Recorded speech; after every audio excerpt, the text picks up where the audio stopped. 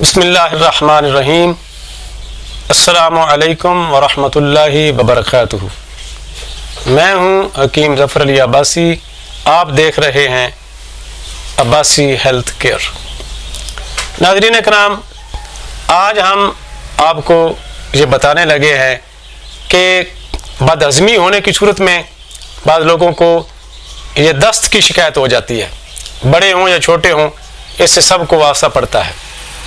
غلط غذائیں کھانے سے، ٹائم بے ٹائم کھانے سے، ناقص غذائیں کھانے سے، آلودہ غذائیں کھانے سے، بازاری غذائیں کھانے سے بعض اوقات جو ہے وہ بندے کو یہ شکایت ہو جاتی ہے کہ دست آنے لگتے ہیں۔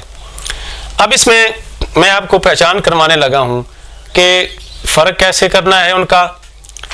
بعض اسہال ہوتے ہیں اور بعض اوقات پیچش ہوتا ہے، اور دونوں میں فرق ہے، اور ایک انتہائی مختصر نسخہ بتاؤں گا، اگر وہ آپ استعمال کریں گے آپ کے اسہال بھی فوری ٹھیک ہو جائیں گے، آپ کی پیچش بھی ٹھیک ہو جائے گی۔ اب آتے ہیں اسہال کی طرف۔ اسہال کیا ہوتا ہے؟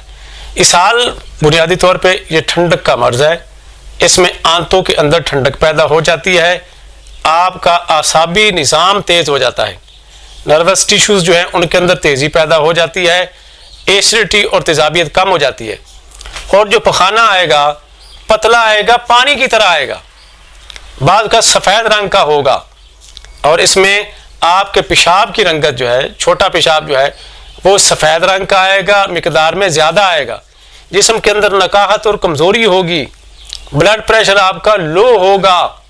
اگر یہ حالت آپ دیکھتے ہیں، اپنے اندر یہ کیفیات محسوس کرتے ہیں، تو اب آپ نے کرنا کیا ہے؟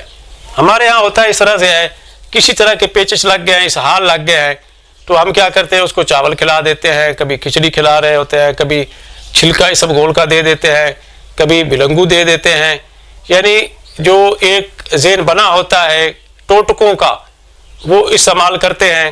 تو ہوتا اس طرح سے ہے، اگر تو وہ مزاج کے مطابق ہوا تو ٹھیک رہ گیا، اگر مزاج کے انٹی ہوا تو پھر مرض بڑھ جاتا ہے، نتیجتاً ہسپتال میں جانا پڑتا ہے، ڈرپیں لگتی ہیں، اور کثیر سرمایہ خرچ کر کے بندہ جو ہے وہ گھر واپس آتا ہے۔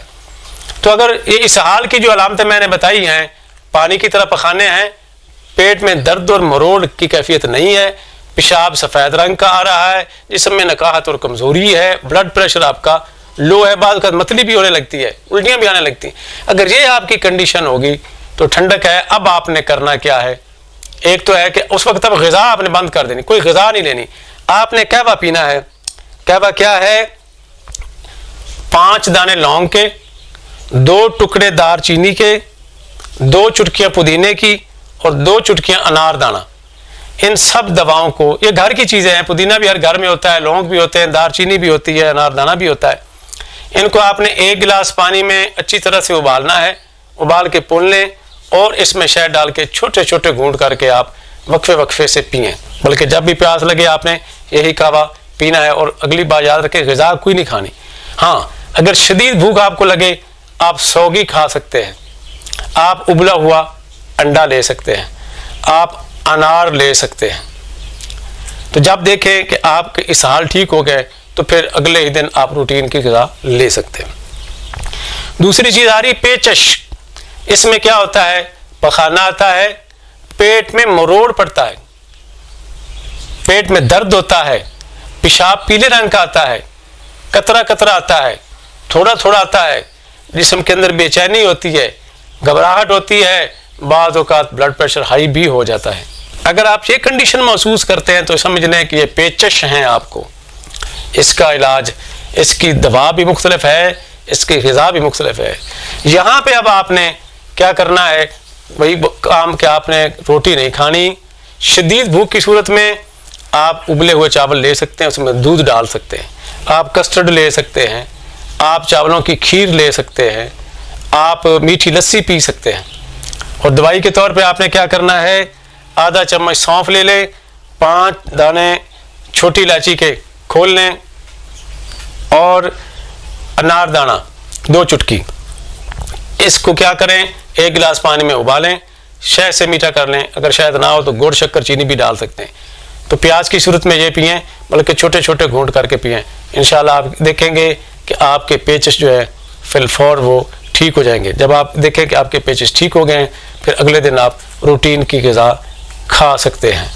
ناظرین کرام، امید ہے آپ کو اس حال اور پیچز کے فرق کا پتہ چل گیا ہوگا، اور گھر کی چیزوں سے، سادہ چیزوں سے، کچن کی چیزوں سے آپ نے علاج بھی سمجھ لیا ہوگا۔